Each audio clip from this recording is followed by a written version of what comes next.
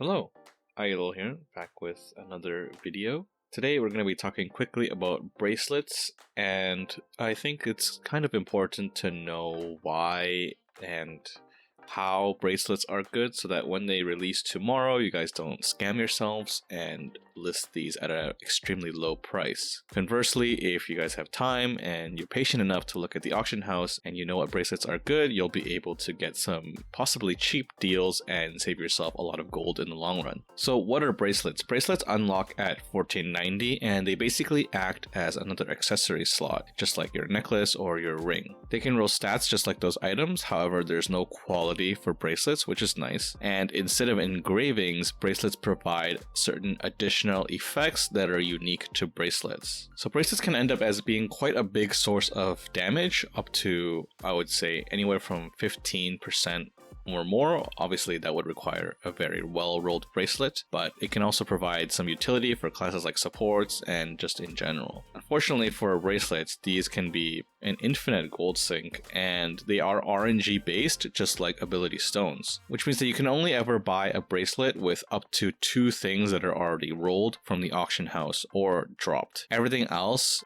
which we'll cover later, once you roll it, it becomes bound to that character, which means that you won't be able to buy an already finished bracelet and you'll be at the mercy of RNG and rolling it yourself. Fortunately, there are some upsides. You can lock effects. Once you roll them, you can lock certain effects that you want to keep if they're good, and the rest of the effects that maybe aren't so good or that you don't need, you can re-roll them. And every bracelet can be re-rolled up to 4 times using silver. And so what does a bracelet exactly give? So we talked about stats. So the main thing that you kind of want out of your bracelet to make it usable is substats. And these are spec, crit, swiftness, expertise, etc., but most people will be using just spec, crit, and swiftness. The other thing it can give is main stat, so that's strength, int, and dex, depending on what class you are. And the last thing it can give is these bracelet effects, and most people think that these are what makes bracelets good, but we'll be taking a look at how much of a bonus actually all of these things give you. And so these additional bracelet effects can also be further divided into 3 levels: upper, mid, and lower tiers, and basically even the same effect can have 3 different levels, and that will affect how strong it is. So a relic bracelet, we mentioned it can have up to 4 lines, and an ancient tier bracelet, which we don't have available yet,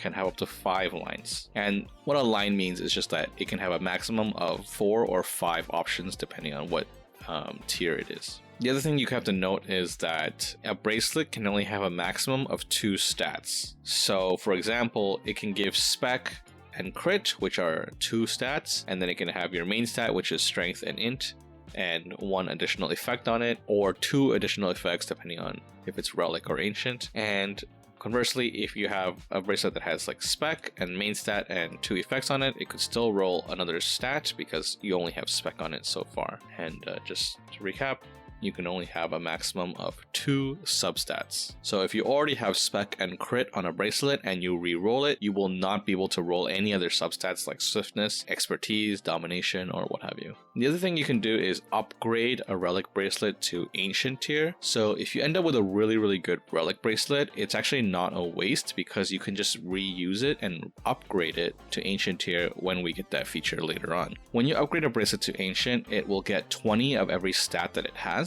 For example, relic bracelets can have a maximum of 100 in 1 substat, whereas ancient bracelets can have a maximum of 120. So if you have a relic bracelet with 100 swiftness and you upgrade it to ancient, it will end up being an ancient bracelet with 120 swiftness. The other thing that happens is that all the effects on the bracelet will be increased or upgraded to the ancient equivalent, and you'll also get 1 extra option, because we remember that relic bracelets can only have a maximum of 4 lines or 4 options. When you upgrade to ancient, which can have a maximum of 5, you'll get that 5th option or line for free when you upgrade, and it will roll something on its own, which is kind of good and bad. So the majority of what we'll be talking about today in this video is how do you know if a certain bracelet is good and how do you know if another bracelet is bad. And for us to know that, we have to be able to answer certain questions like, is 120 spec better than 3000 dex? Or is X proc better than Y proc? And is Z proc better than 100 swiftness? And because all of these things are going to be stuff that we will have to calculate,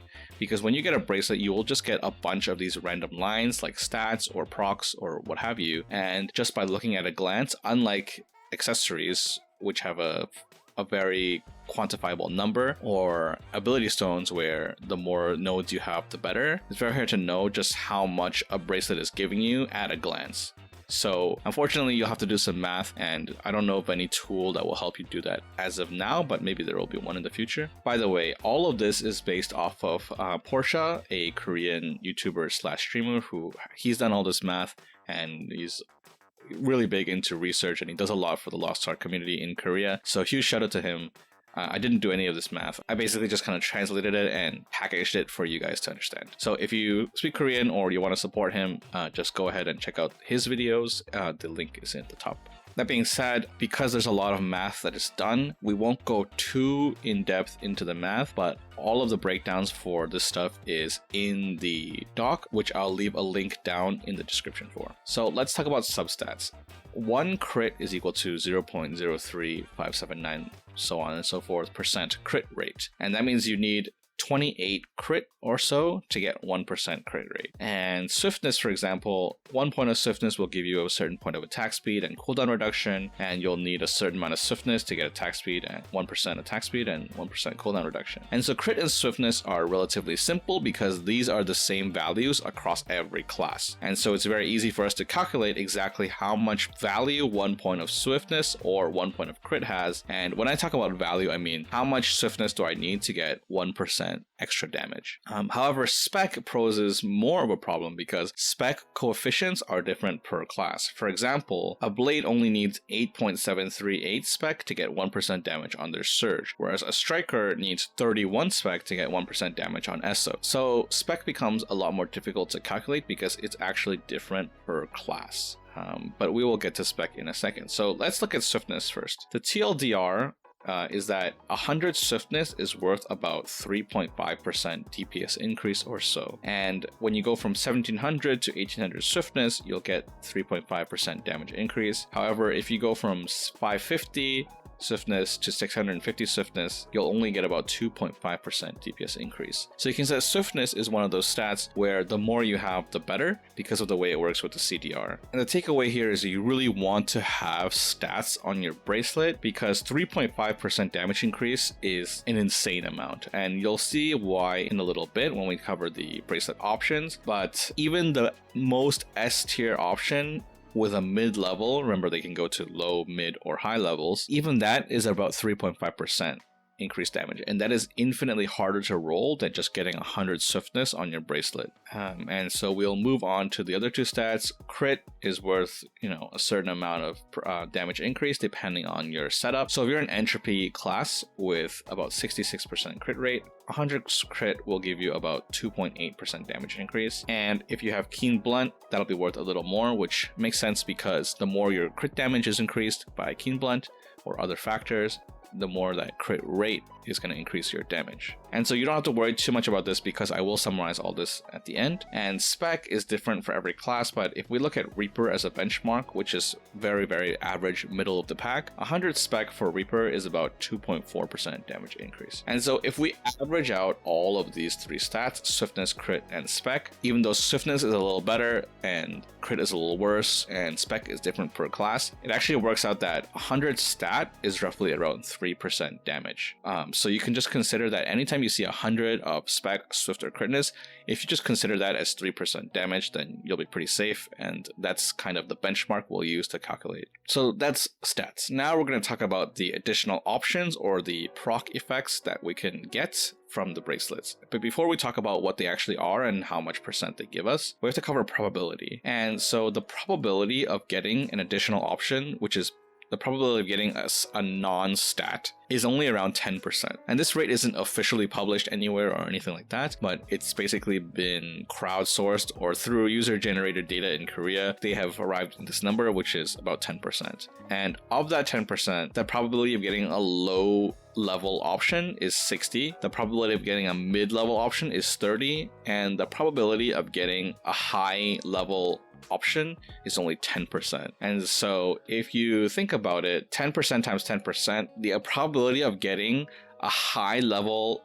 option is only 1%. And unfortunately, even among options, there are good ones, which we'll talk about in terms of tiers, and bad ones. So if you combine both of these layers of RNG, you can see that getting an S tier high level option is very, very, very difficult. And so that's why most of you, or most of us I should say, will be aiming to just get 2 well-rolled stats and maybe 1 or 2 usable options, and see if we get lucky or not. So I just want you to keep that in mind. If you try and only aim for a certain option because it says it's S tier, you're really just going to be losing all your gold, because bracelets are going to cost gold to purchase, they're going to cost Phaons, 15 every time for relic, and obviously you're going to need silver to reroll them. So I recommend not FOMOing too hard about bracelets. And now we're going to look at kind of what each individual option is worth. The first option we'll look at is called circulation. We don't know exactly what they'll be called in NA, but the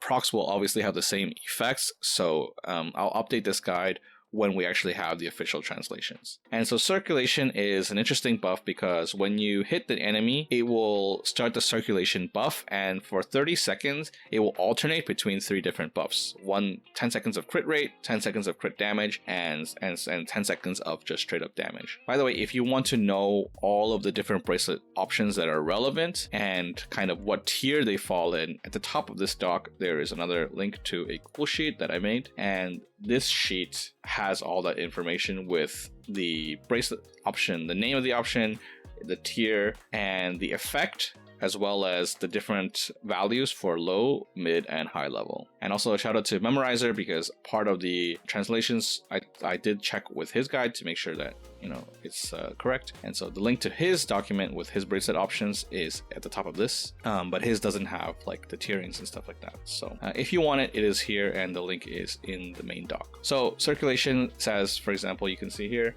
when landing an attack, you get 30 seconds of circulation, and when you hit additional attacks, they don't refresh the duration of the buff. And so you get 3% skill damage for 10 seconds, 5% crit rate for 10 seconds, and crit damage plus 8% for the last 10 seconds, and that's the low level effect. And the high level effect, it goes up to 4% damage, 7% crit rate, and 12% crit damage. And so this is basically one of the best options in the game. It's extremely powerful, and you might be wondering how to use this chart. So the main thing that we'll look at today is learning how to use these charts, because like I said, we are going to be using these to calculate how much damage that this line actually gives us if we roll it. And so because crit rate and crit damage are different for every class depending on your setup, there are 3 main setups here that basically encompass, I would say, 99%, if not every class in the game. So if you're a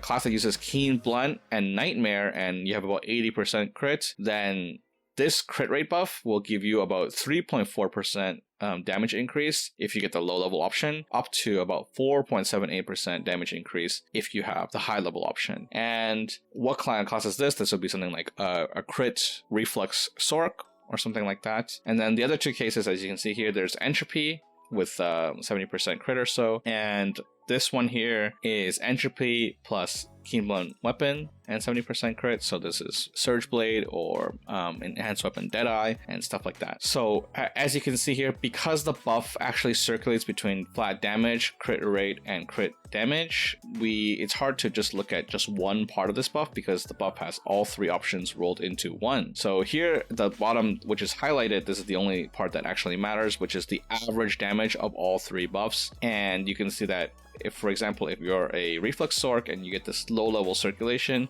on average, it will give you 3.1% damage increase. And if you remember back before, we said that 100 stat is around equivalent to 3% damage. So you can see here that even if you roll one of the best S tier options in the game, that still gives you the same damage, more or less, as just 100 swift or 100 crit or whatever. And at the end, before we jump into each individual option, at the end we have charts for all of the different options, the 3 different scenarios, sorted from most damage to lowest damage. So if you click on the outline on the left here, you'll be able to find quickly what you need. So if you roll precision, for example, and you get a low level of precision, you go to the low level chart and you can just find out, okay, this gives me 2.29% damage. And so that's kind of how you'll be able to use these charts and calculate how much damage a certain bracelet will give you.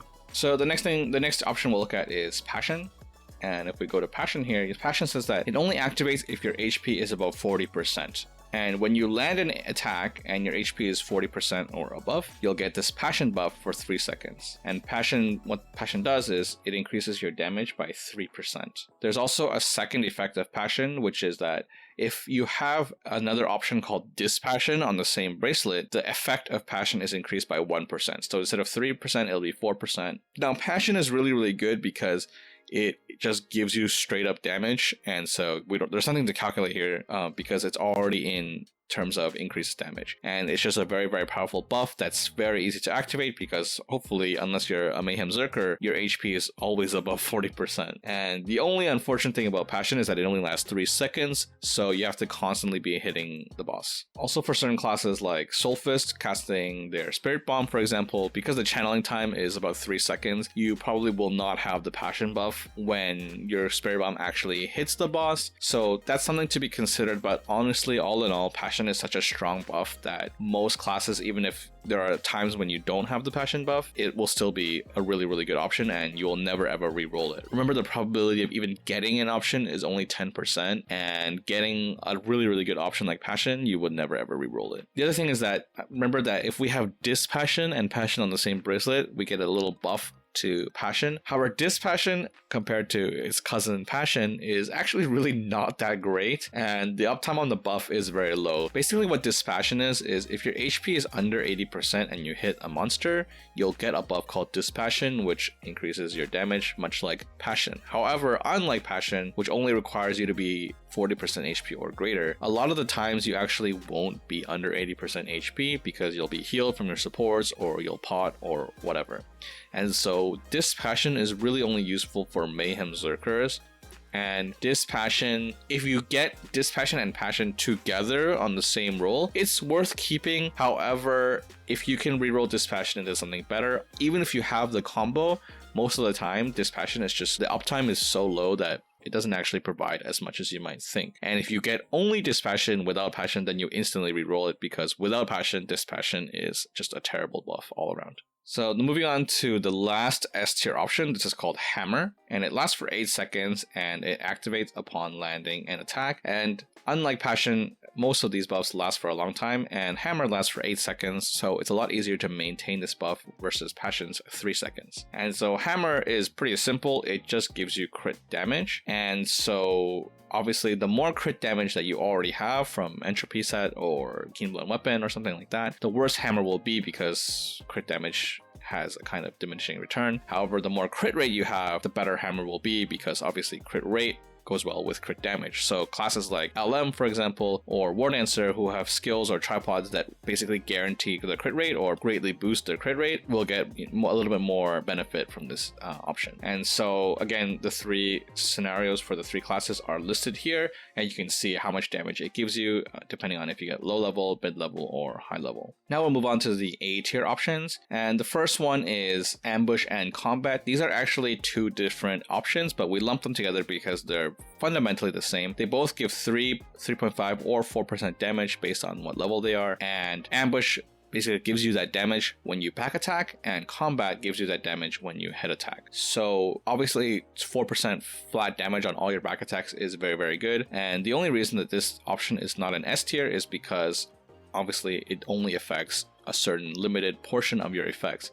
So things that don't have any positional attack modifiers will not get benefit from this option, and things like dot damage from bleed or your awakening, which doesn't have head or back, they will not get boosted by this option, but it is still very, very good, which is why it is in A tier. And moving on, we have Precision, which just gives you 3, 4, and 5% crit rate, depending on the level. Just like with Hammer, but in reverse, the more crit damage you have, the better that crit rate is, and the more crit rate you have, so again, LM, Deadeye, War Dancer, the worse this option will be. However, on average, you can see that you can check which class you fall under of the 3 scenarios and check how much damage this gives you. And one thing to know here is that there's a huge difference between the low level option and the high level option. 3 to 5% might not seem like a lot, but if you actually do the percentage, it's actually 66% more crit rate. So if you get a low level precision, it can be worth considering to re-roll it, but that's up to you.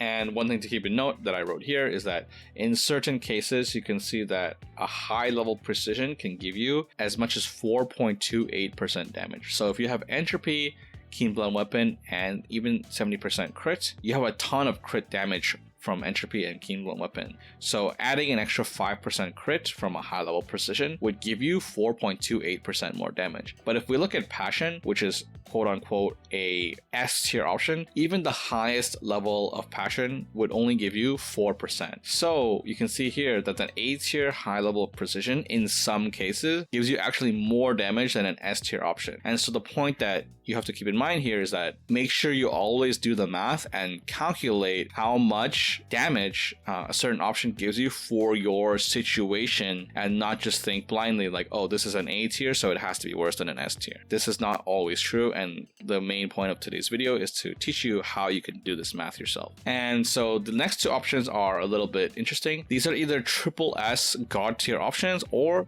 they're B tier. And what do I mean by that? This is because weak point detection and dagger, these 2 options here, they both apply a raid-wide debuff onto the boss. It's much like a dark bomb or a corrosion bomb, where if one person throws it, then everyone, all 8 people in the raid, will receive the effects. And you can obviously see how that's extremely powerful. And so weak point detection increases everyone's crit rate by 1.8, 2.1, or 2.5%, and dagger decreases the boss's defense by 1.8, 2.1, and 2.5. And basically this makes it so it's almost a must in every raid group because you're applying this buff to all 8 people in the raid. And so that makes it a triple S God tier option. So why is it either a triple S or B? Well, much like with Dark Bomb or Corrosion, you could only have one of this debuff on the boss at any time, which means that if you have 2 people with this option, one of them is on the boss and the other one is absolutely useless because it doesn't stack. And most of the time, if you're a support,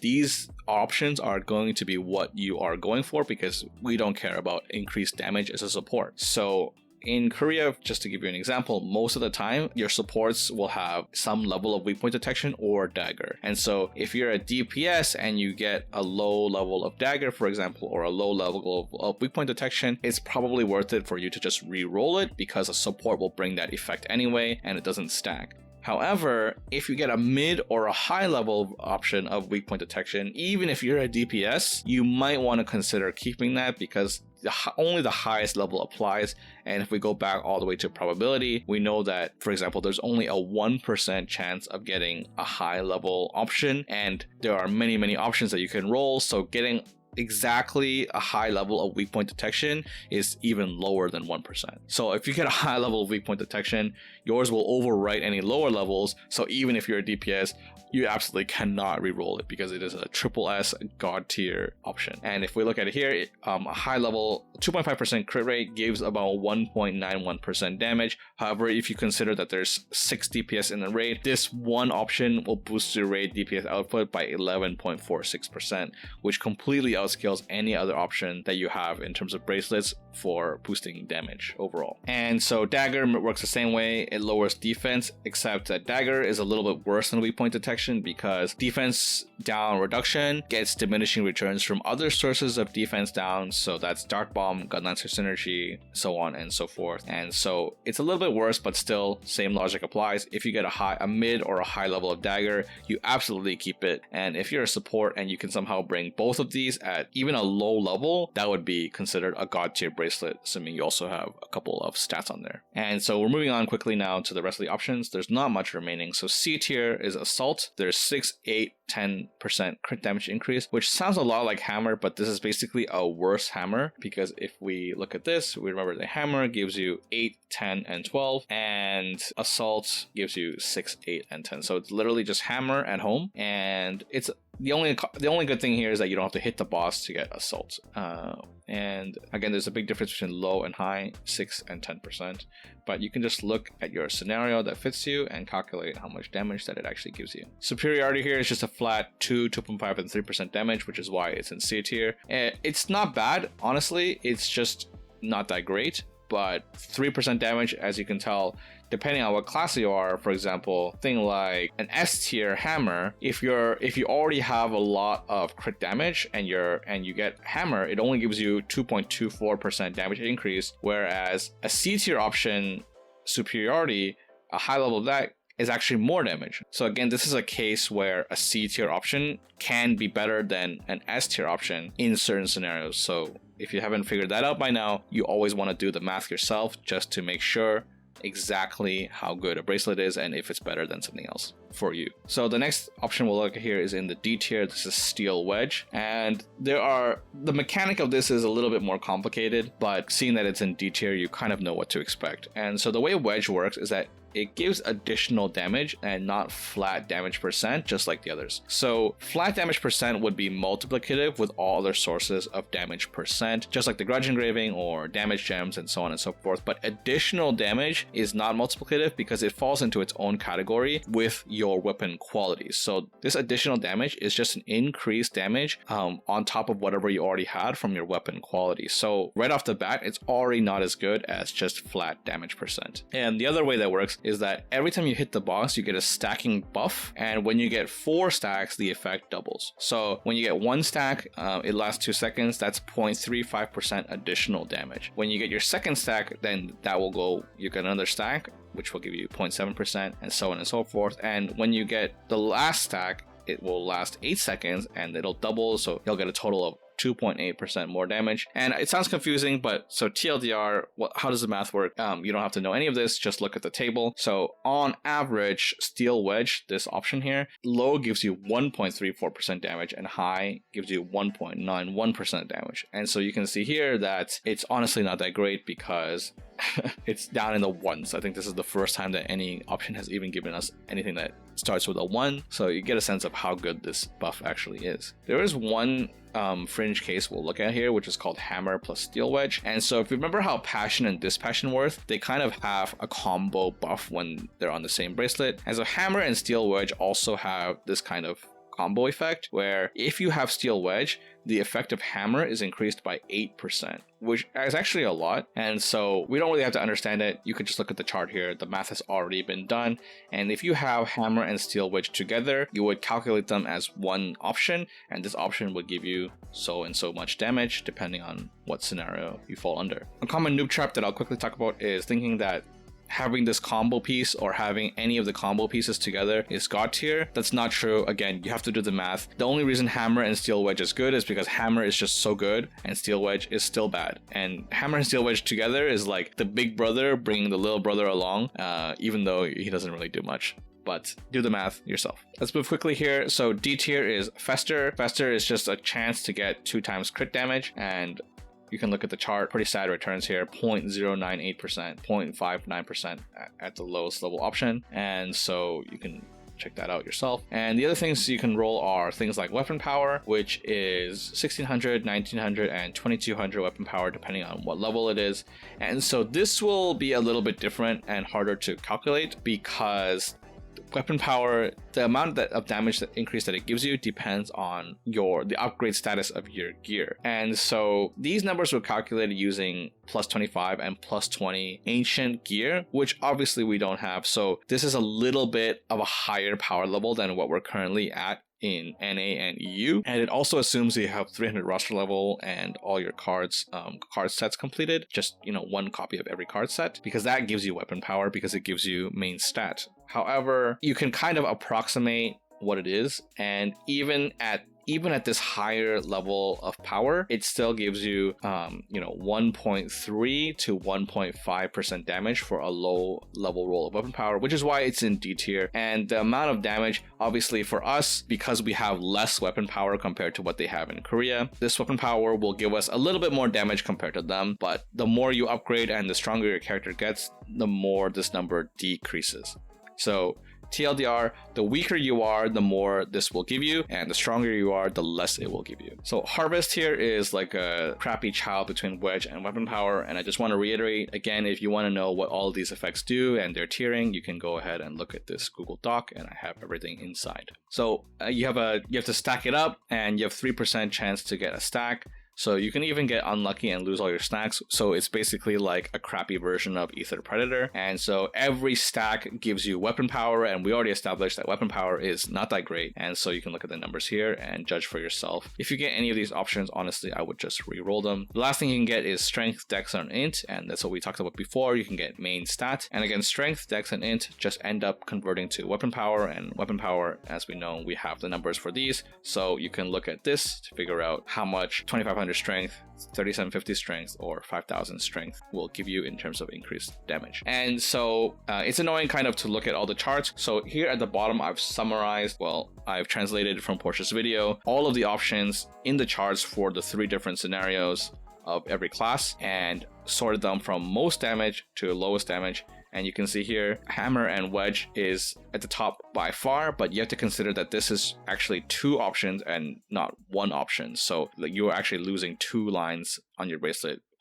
So you have to take that in mind when you're doing the math. Other than that, you can see Circulation, Passion, and so on and so forth. You can see that for the low level options, stats, 100 stats is right up there with the S tier options. So you really, really want to get stats on your bracelet, and you want to get 2 lines of stats if possible that are well ruled. And so I won't go over each of the options in the chart because it's just a summary of what we've already talked about, but you guys can check this out and use these to do math. I don't have a chart for the mid-level option, but if you need to find out the mid-level option, you can just go back and search for it above. Now we'll talk about what's really important is that when should you work on a bracelet, and what should I be looking for, and when should I stop rolling a bracelet? So Portia recommends that you don't even worry about rolling deeply on a bracelet until you have all plus 20 Admiral gear. And obviously for us, with Admiral coming out tomorrow, that's going to be a long time from now that we're going to get to this point. And for reference, plus 20 Admiral gear is 1590 eye level on your character. And so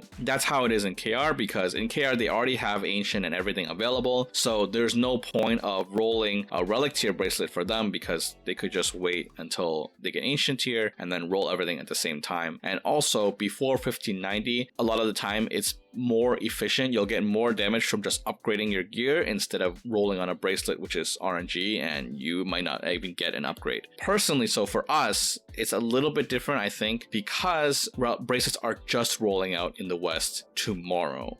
And it's a little bit of a coin flip for us, because if bracelets are severely underpriced because people don't know what they are and they don't know how to price them, then we'll be able to actually buy up bracelets for cheap if people are not pricing them correctly. And so if you find cheap bracelets, I think it is absolutely worth spending a little gold and snagging up this cheap stock, so that we could maybe get lucky and finish our bracelets early for a fraction of the cost. Because bracelets can get extremely expensive in Korea because everyone knows that they're very good and it's an infinite gold sink. So, a well-rolled 200 stat bracelet can go for something like 150k just for the base stats. And so for us, if we can get it cheaper than that, then obviously that's very good. And this completely is subjective, and it depends on the market. If bracelets are too expensive for us or even for your personal budget, then don't worry about bracelets. But for those of you who might be sitting on some extra gold and thinking, okay, well, what can I do with it? Then keeping an eye out for underpriced bracelets might be a viable play when they come out tomorrow. And so moving on, what kind of bracelets should you be rolling then, or what should you be buying? And so there's a few different strategies which I'll cover right now. One of the main ones is buying a bracelet with 2 stats on it and 3 lines. And obviously that makes for a total of 5 options, which for us will only have a total of 4 options because relics only go up to 4. However, I'm just going to talk about this from an ancient standpoint, and you can always just scale it down. So what this strategy basically means is that you start off by buying a bracelet that already has 2 stats on it and 2 to 3 open options available depending on what tier it is, relic or ancient. And so what that ensures is that because we really just want stats, we know that 100 stats is basically 3% damage, which is very good. So starting off with 2 stats just basically guarantees right off the bat that the bracelet is somewhat usable, and if we hit any good options, that would be good enough. Obviously, this logic is not really difficult to arrive at, so everyone has the same idea, making 2-stat bracelets,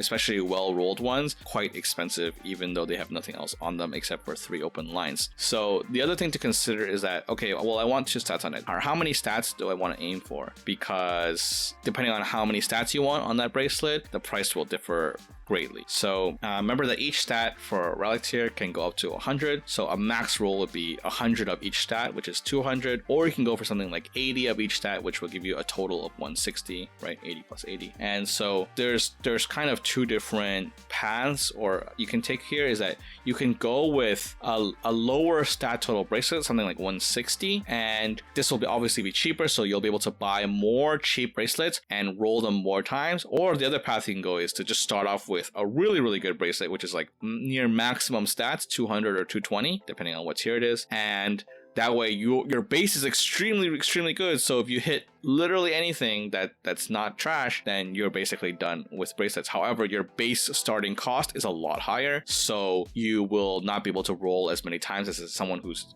buying cheaper bracelets. And so what is better is really depends on you. But if you look at this, 180 stat total bracelet is already about 1 to 1.4% weaker to start than a 220 stat bracelet. So you're starting off at a handicap already because you started off with a crappier base. So the idea is basically, do you want to go for the cheap and many rolls strategy or the expensive and few rolls strategy? And in the end, I highlighted it here just in case it's not clear, it all depends on market prices.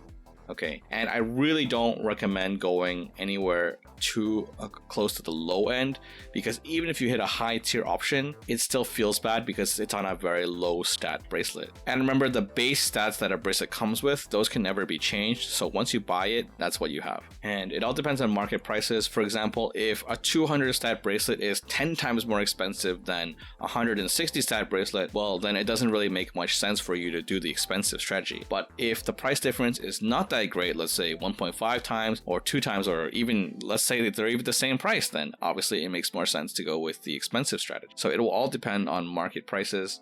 The other thing to remember is that there's really no big difference usually between the main stat and the substat. So for example, a crit swift character gets around the same amount of damage from crit or swift. We know that's not entirely true, but in terms of how it affects the prices, it's absolutely worth thinking about them like this, because you can save a lot of gold in the long run. And so in Korea, a bracelet with more swift than spec is going to be cheaper, and a bracelet with more crit than spec is going to be cheaper, and a bracelet with more crit than swift is going to be cheaper. So let's say you're a crit spec class, and there's an option between an 86 crit, or like let's say 80 crit, 100 spec, or 100 crit 80 spec. The one that has more crit than spec is going to be absolutely cheaper, but in terms of damage difference, it will be more or less the same. So you should absolutely consider this when you're searching for bracelets. The best times to buy is going to be Wednesdays and Thursdays, because that's when the Legion raids reset, and once the bracelets are added to the game tomorrow, Legion raids will drop bracelets just like they drop accessories. So there's going to be a huge influx of supply on Wednesdays and Thursdays, and also on weekends, because that's when Slime Island and Medea, the GVG islands, happen, and bracelets, just like accessories, will start dropping from there as well. So these are going to be the best times to buy, because everyone will be dumping their bracelets onto the market. The other strategy is to buy a stat like spec, crit, or swiftness, plus a main stat like strength, dex, or int, and 2 or 3 open lines. Again, if it's relic, it'll be 2 lines, and if it's ancient, it'll be 3 lines. And so you start with one stat that you want, for example, swiftness, and you hope that you hit your other stat on the reroll. So if you want spec crit, instead of buying a spec crit base bracelet, you would buy spec or crit re-roll it and hope you hit the other one that you're missing. And so this is actually, usually these bracelets are a lot cheaper because they only have one stat on it.